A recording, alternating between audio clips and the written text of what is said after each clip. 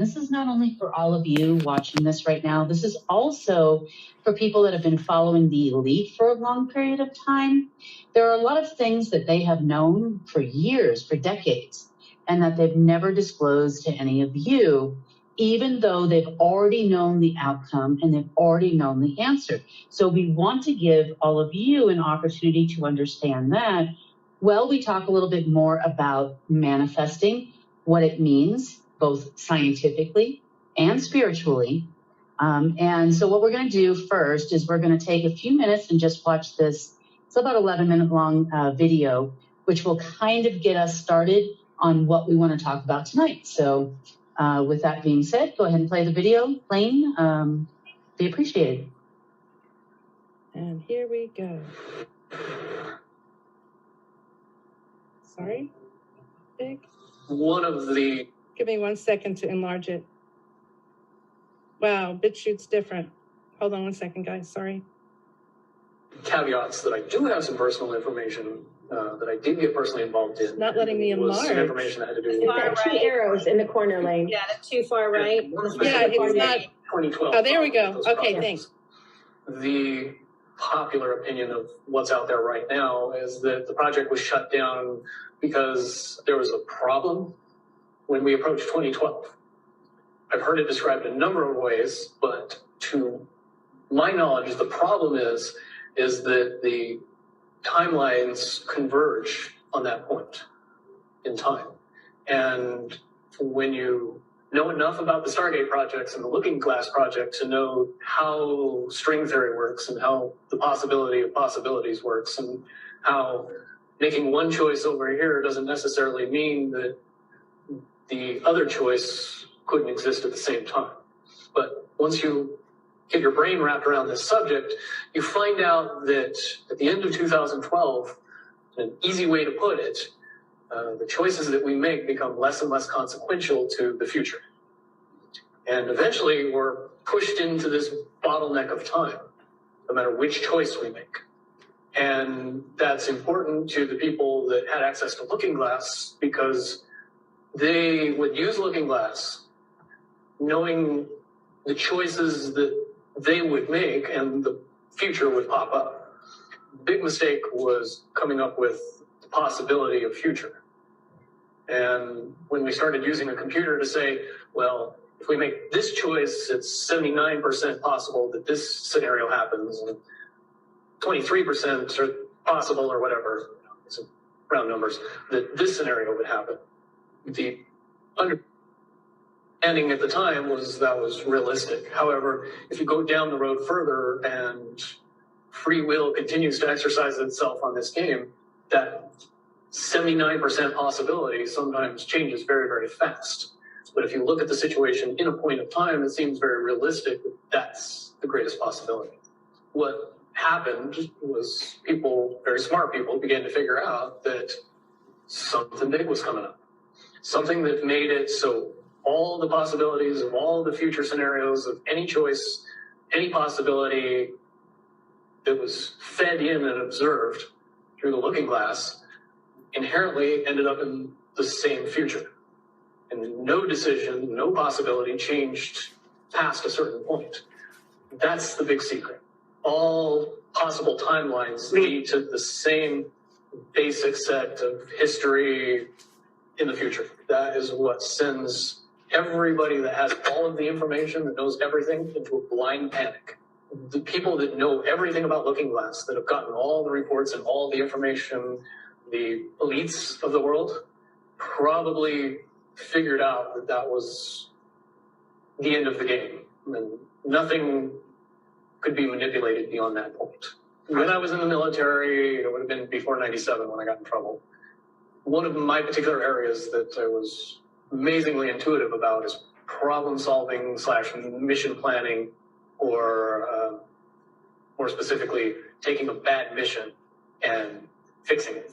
Certainly knowing how string theory and possible futures works makes it so you can work your mind very quickly to see the reality of what's happening and decide what decisions need to be made to change it for a particular outcome. At a certain point, after they're done hearing the computer tell them this is what's going to happen over and over and over and over again. All they become focused on is, how do we fix it?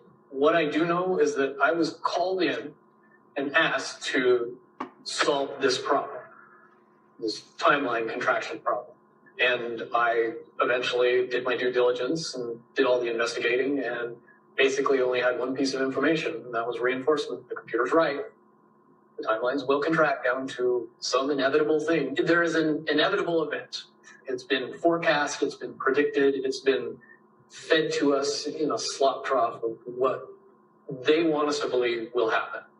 They don't actually have control over what happens. They only have control over the reaction, and it seems that no matter what they try to do to cause their desired reaction, it's going to have an opposite effect. Much, much easier for me to explain today what that process is as opposed to back then. If I had to give it a name, I would say it's the awakening process. It's an evolution of consciousness that cannot, will not, and no matter what decisions or possibilities are injected into the equation, eventually it all resolves down to us all learning the truth and becoming aware of this massive dam of lies that has been built that keep us from knowing a massive volume of information we should otherwise possess. Essentially what happened with Looking Glass, not only did they not want people to use it anymore because they knew it was just going to burp out the same thing, but at the same time, they didn't want anybody else to know what it was saying. Like, sure, because that information was a monumental concern when I was in the military about how to prevent this inevitability. Now, at first, I thought it was end of the world. Now I see end of the world as end of their world. The biggest cherry on top of all this conversation would be a synopsis to say that if I could convince everybody out there that, for all intents and purposes, what we believe to be true eventually becomes true. If somebody convinces us that a major disaster is going to happen in the very near future, a major disaster happens in the very near future. If we don't buy into that fear and accept that there's really nothing that we know is going to happen and accept of whatever happens, that makes the convergence of the timelines happen as naturally as possible. Any attempts to try to go away from this one inevitable conclusion, I again see as a new beginning, an end of this reality, the beginning of something that we can't even possibly understand based on the level of our beliefs currently. But when all that information comes flooding out, there's going to be no denying what's true and what's a lie or what's illusion. Basically, what we're experiencing right now is two master chess players sitting at the board. And one of them looks down at the board and sees that he's in checkmate in 7 moves.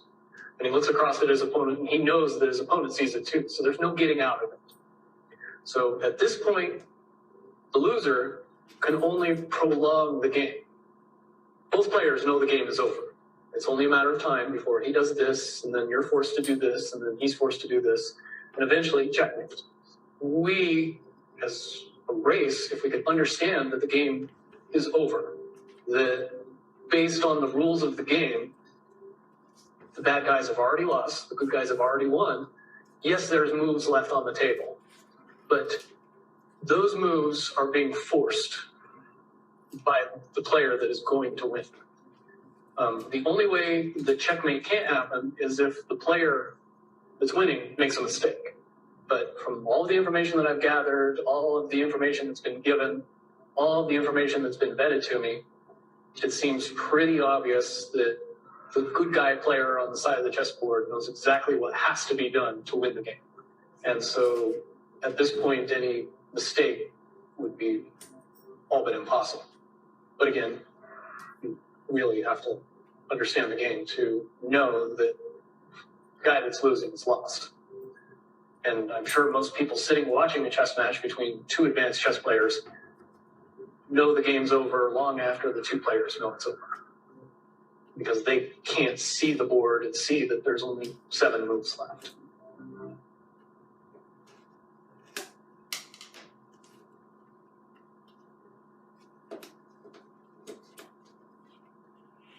Thank you, Lane.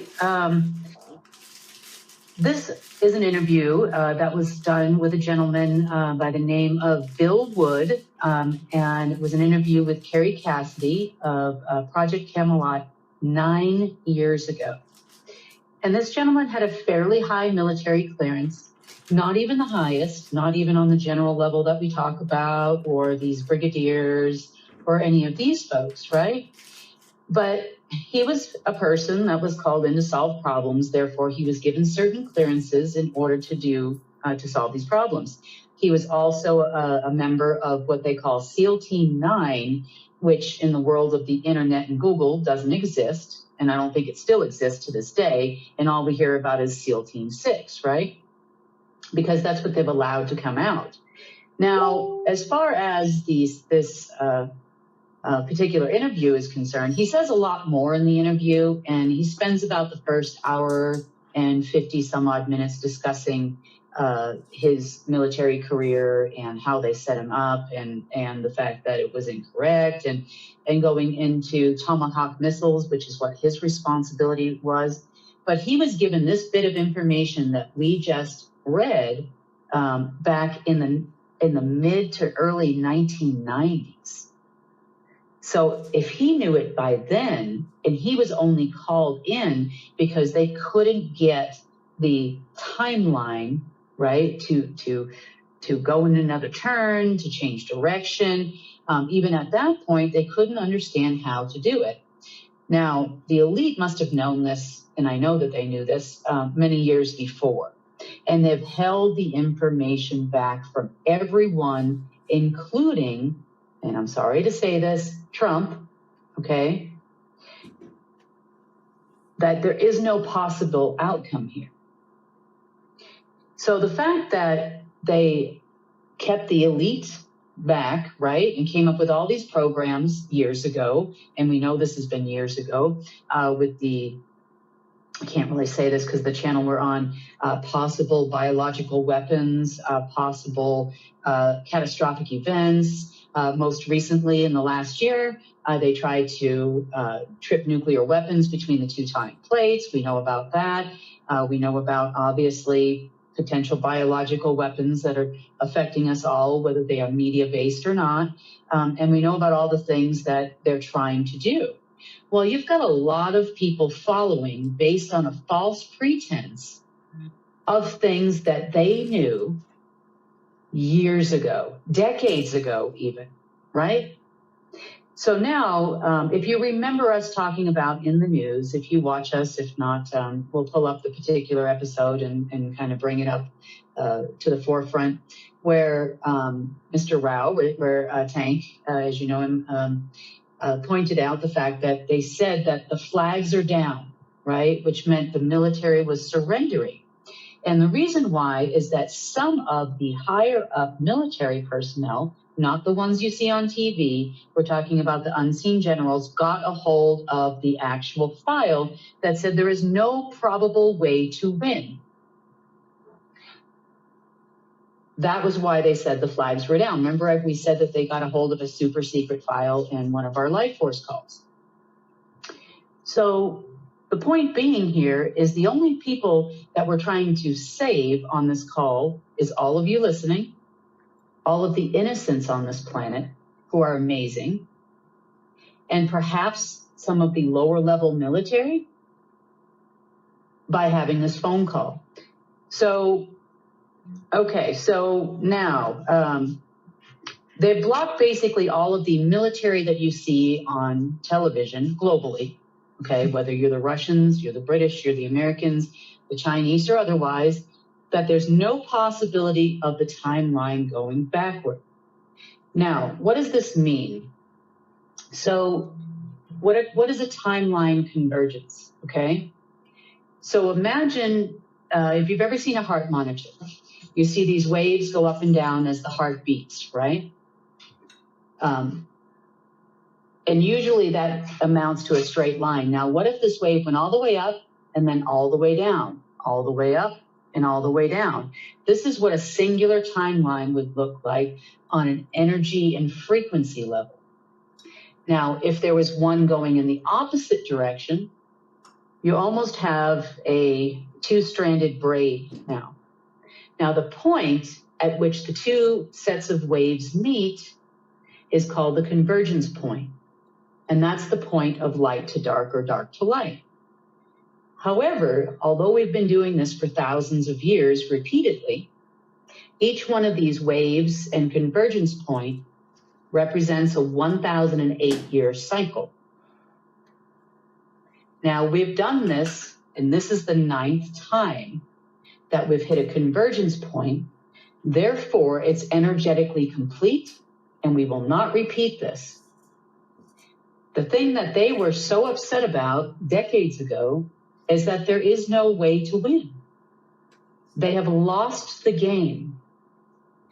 No matter how much they beat us as a race, right? They lost the game. Now,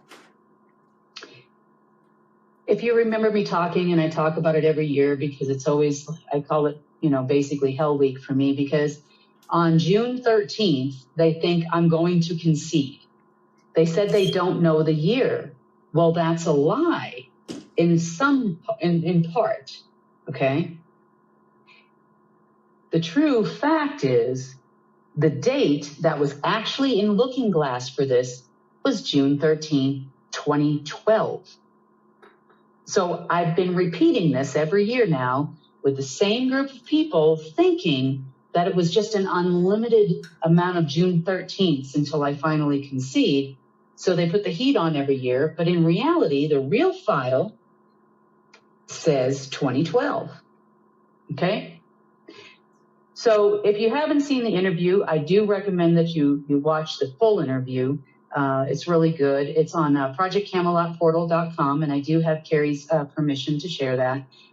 She did a second interview as well with a gentleman by the name of Dan Burrish. Now, both of these gentlemen were in various compartmentalized parts of the program. And Dan goes on to say things like, well, there's only 2 races and the alignment with your Orion. Now, the reason why I say the alignment with Orion is very, very important, okay, is because he tried to say that the Orions were trying to help them, okay? So the alignment that happens during the Lionsgate Gate each year is the alignment with Orion's belt, right? So these people were trying to gain back support for something that is no longer gaining any support from anyone anywhere. Again, the elite also have a savior program, right? They're looking for someone, anyone, to save them, and they feel so self-entitled that they deserve to be saved, right? By some race from another star system or something, but they feel that every year during that time, and for the days preceding and afterwards, right? Some say it's in effect until the 18th of September. Some will say a little bit sooner. This week, I think it would have been yesterday. So this is why they do what they do on special dates. It has to do with alignments, and they believe that they're going to have a savior coming from one of these other locations. Now, I know everybody feels at times, right, or has felt in the past at times, helpless and hopeless and lockdowns and vaccines and what are we going to do? What are we going to do? You have to focus on manifesting the things that you want. Now, the matter, so the door you knock on to the person standing next to you has multiple layers to it. It has an emotional layer to the matter, right? And it also has an etheric level to that matter. And by you using the proper words, the proper terms, and it doesn't even have to be in a meditation, we have to be careful what we say and how we say it and what we're actually requesting. So this is why we decided to talk about this now, because we've moved past the infraction point, like I said a couple weeks ago on Life Force Call. So the infraction point means an opportunity to violate the positive timeline or the timeline where we win, okay? We are completely passed through the 8-year cycle, going from 2012, where we were all going to die, to now in 2021. We've completely passed that cycle where there is no chance of going back in any way, shape, or form. So I know that they've been working feverishly to try to blow up the planet in the interim, and we talk about it every week. This is what they did this week. They don't even understand why they're doing it. So we want you to understand what you're going to do to help us all move forward. So we've got a number of team members on the phone tonight to talk about just that. We're just going to kind of round table this. I don't know if Lane's watching the chats or whatnot, and we apologize for being a little late. So with that being said, let's see, what do we have going on here? Okay, so we talked about the timelines. We talked about that. Lisa, we have Lisa with Global Health and Wellness Consortium. We have Rand with the same. We have Jody on the line. We have Lane on the line. And I think we have Tank on the line. If we don't, he'll be here shortly. So, And Vera. Lisa, why don't we talk to everyone? I know you guys did a great show on this the other night, but where you talked about manifesting. But one of the things that keeps coming up over and over again is watch your words, right? Do you want to talk a little bit more about that? Yeah, and we probably could do a whole show on this. We probably should, of truly doing like a visionary statement or a vision board. And I think when you write it, I think it's really important to write it out. And I think as being as specific as you can, and to eliminate the words that the universe doesn't recognize. Like, I don't want somebody who's, let's say, abusive or has an addictive issue. If you write that letter out, all the universe is going to recognize is addiction or abuse, right? So really, you're inviting that in. So you really want to be really mindful to write words in a positive way. So you don't have to use the words do not or don't. Just write what you actually want in the positive words. Also write it in the current tense. So, for example, if I want to manifest a new car, right? I'm going to say, I am so happy that I am driving this new car. It smells good. It smells new. And the reason you want to do that is because you want to actually be able to get into the feeling of even go test drive a new car. Take the smell in. Test drive the car you really want to manifest, or whatever that is you're manifesting, because when you can feel it as though it's happening in that moment, you're actually drawing it. When you can resonate with the frequency of that and the feeling, that's where the true power is the feeling. It starts with your thoughts as you write it out or visualize it, but really accessing the feeling is really, and if you can stay there for, I say 20 seconds and longer of really feeling the energy, that's when you really draw it into you, and that's when it becomes your reality, and it's easier it's like a beacon. You're just setting up that thing. So I would focus on writing it present and feeling what it feels like to already have it. That's what I would focus on the most. We can either do a whole class on it, and if you want to do a live vision board class or something, that'd be great. And I also want you to think about this as your assemblies grow and you're writing your laws, right? Or the rules, or the things that you want and things you don't want. Like, for example, if you wanted a lockdown to end, right? You don't encourage the lockdown. You give the actual rules of the road. These are the only protocols to solve this situation, as an example. Everything else will be met with enforcement. And then we have an opportunity to enforce it. But what Lisa just talked about is 2 levels of matter that exist in everything from your house to your kitchen table to your car to your son or daughter and your husband or wife and your family member. It's important to feel the emotional aspect of it, right? And also, this kind of goes back to the book that was written years ago with very little information, but a good idea was the book The Secret, right? I don't know, I picked it up. I know a lot of people picked it up. And the good thing about that book was kind of getting a lot of people the idea that there is more to spirituality or more to manifesting than just kind of the whole spiritual movement or the New Agers or whatever it is they used to call people, right? Mm-hmm. But this actually put it into perspective because it was a published book, put in writing, and it went out everywhere, right? It was a bestseller. And it was a movie. So for me, I watched it many times. Yeah, it was actually a movie as well. Uh-huh.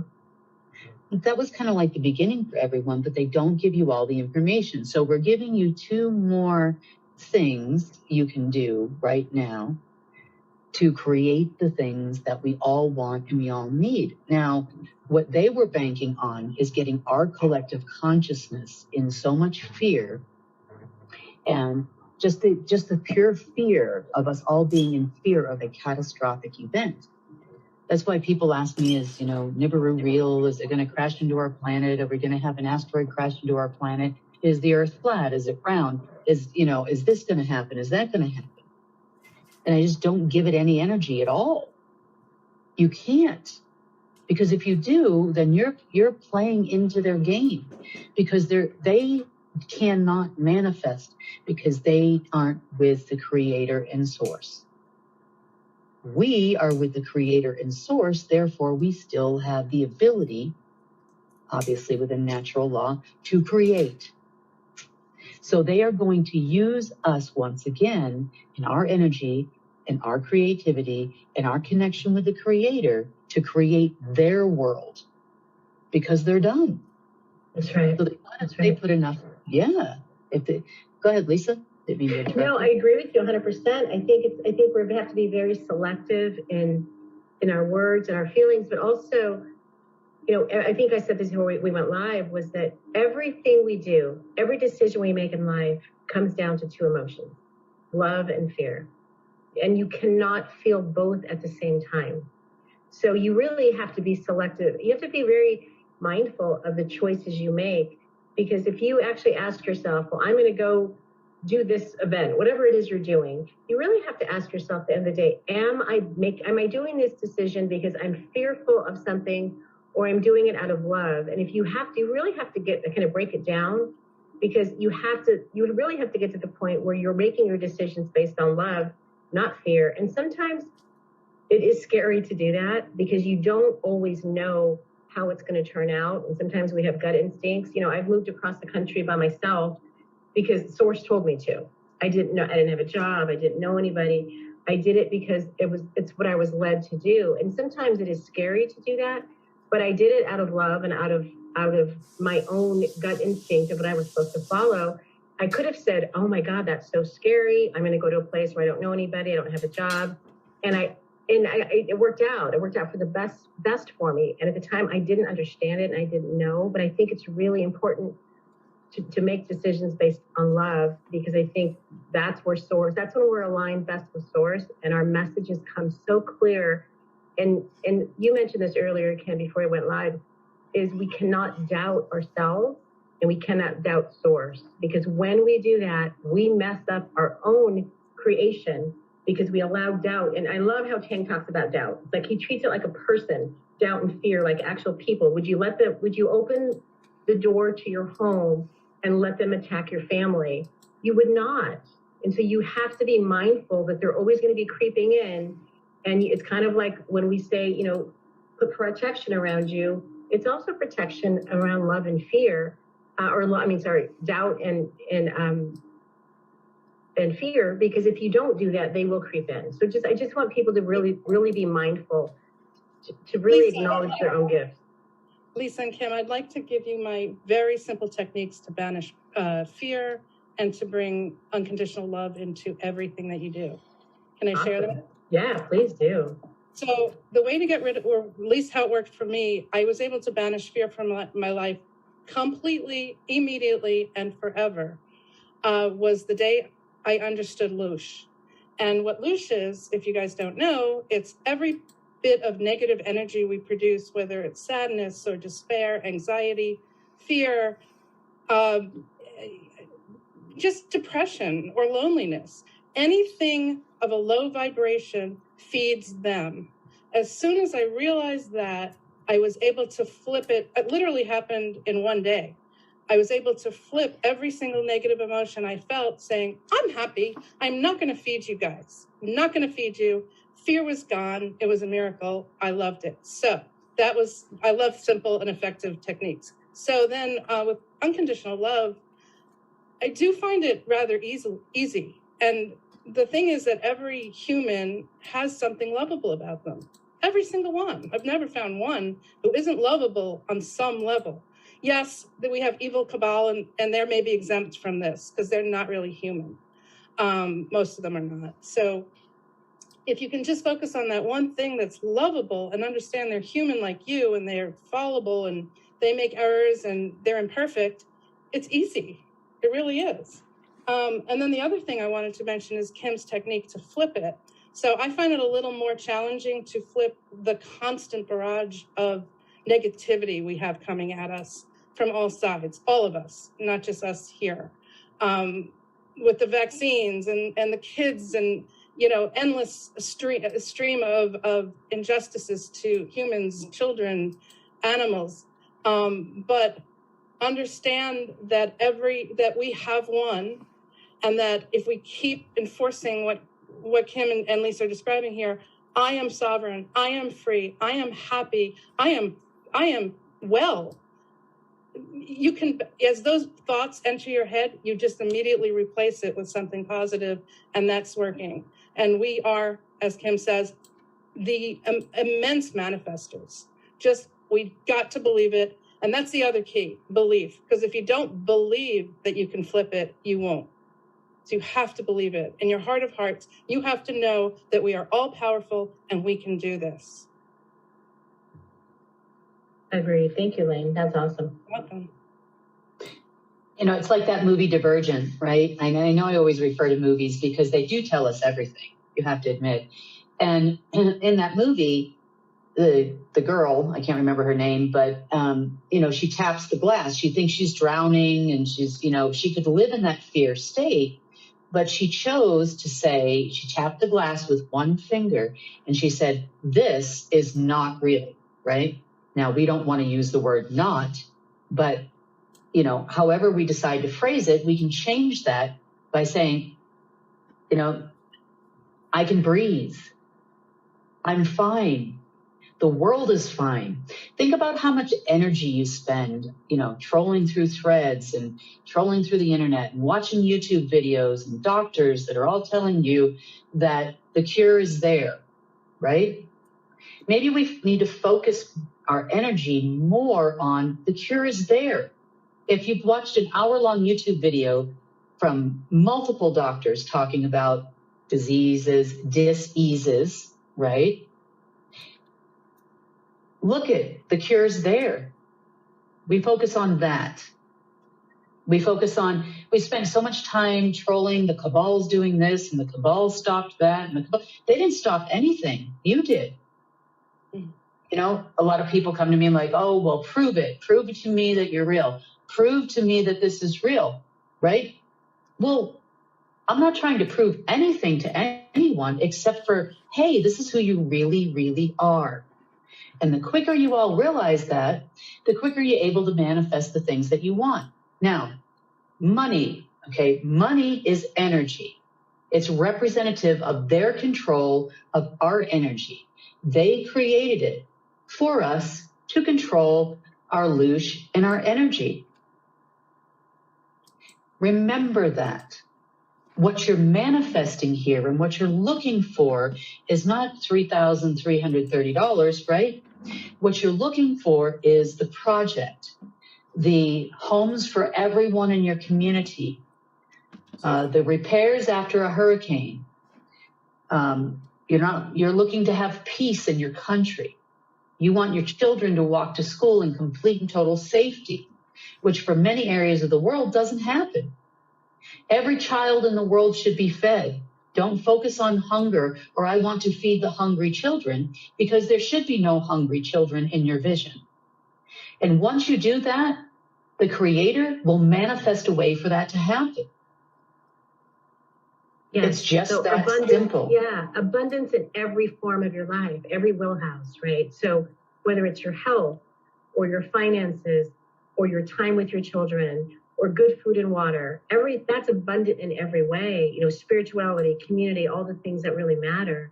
if we focus on being abundant, not like you said, not the word hunger or starvation, that's really where we need to flip it to. I believe that. I have a technique to use. Review sort of thing. I got this from Jalila Starr. She used to be an internet sensation somewhere. And she brought up this example. Now, I'm sure if she were here, she'd explain this differently, but I'm going to put this in my own words, right? And I apply this all the time, is whenever things are not going the way that I think they should, right? Because a lot of times we try to put, we know what we want, and then we try to put how we want it to try to limit the universe, right?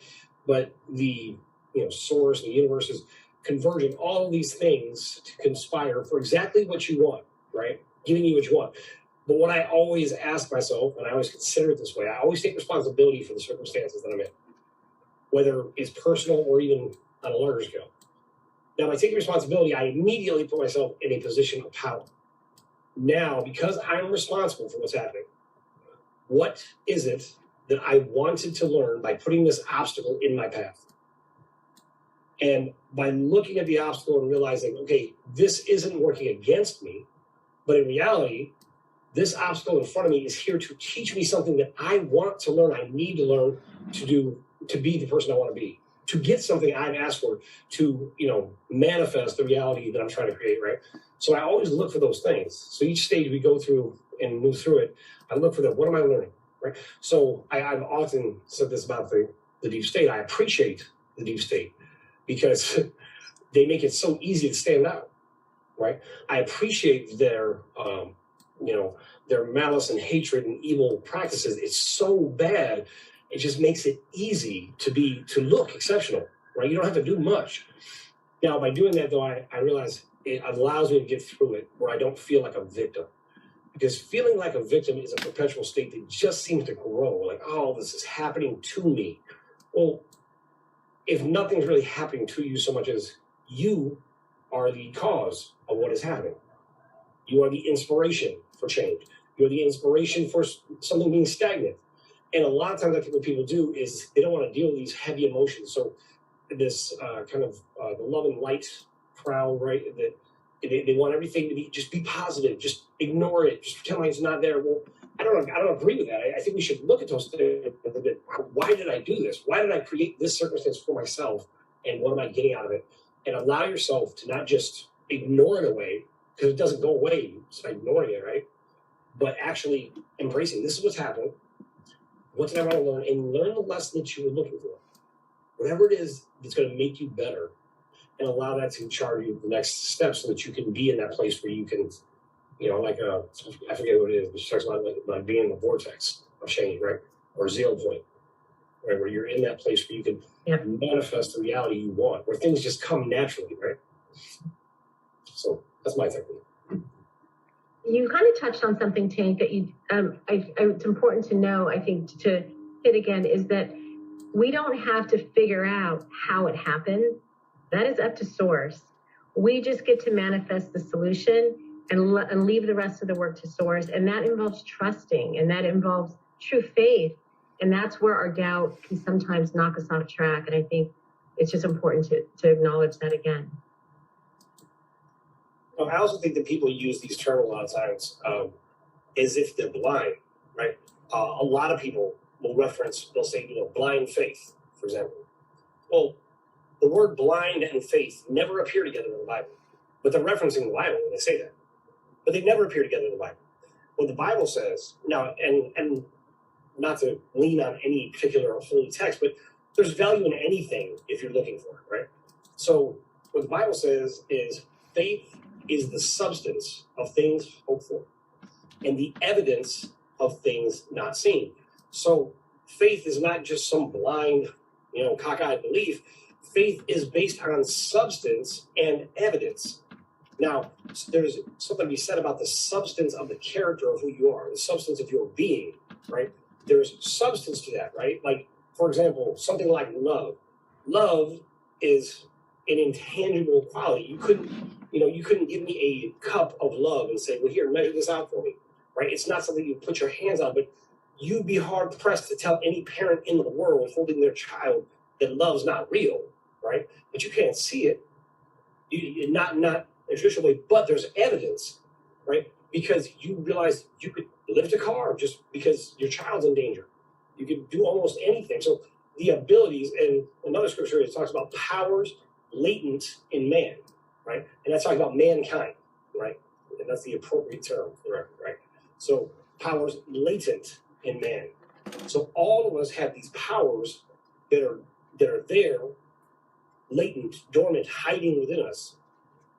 And if we could just tap into those powers latent within us, we realize the world that we're creating, because this is the reality, the world we're living in right now, we've created. But as much as we want to blame on, oh, they've ruled everything, we've created this world. Because the enemy has always been apathy and indifference. The idea of, I'm going to ignore it away, I'll let somebody else take care of it, it's someone else's problem. It's not. It's your problem. It's your problem. And the beauty is, because it's your problem, it empowers you. So you having a problem isn't a bad thing. Oh, no, it's my problem. What am I going to do? It's my fault. No, that's not the right attitude. It's your problem. That means you get to change it. You are the key to the difference. And once you embrace that as an attitude, that makes anything else possible. Because now I'm not looking outside of me to be like, why doesn't so-and-so do this? No, I'll do it. And even if it's just changing, the way we speak to people, the way we look at life, the way we approach problems, that little ripple will go out. The backdrop here. This is a real photograph of an electromagnetic field. A real photograph, right? Of actually the way the fields work. And you look, this is exactly what we're talking about. This is how you're bringing the abstract into reality, so to speak. So it's possible. It's real. It's not a figment of our imagination. It's a science, not.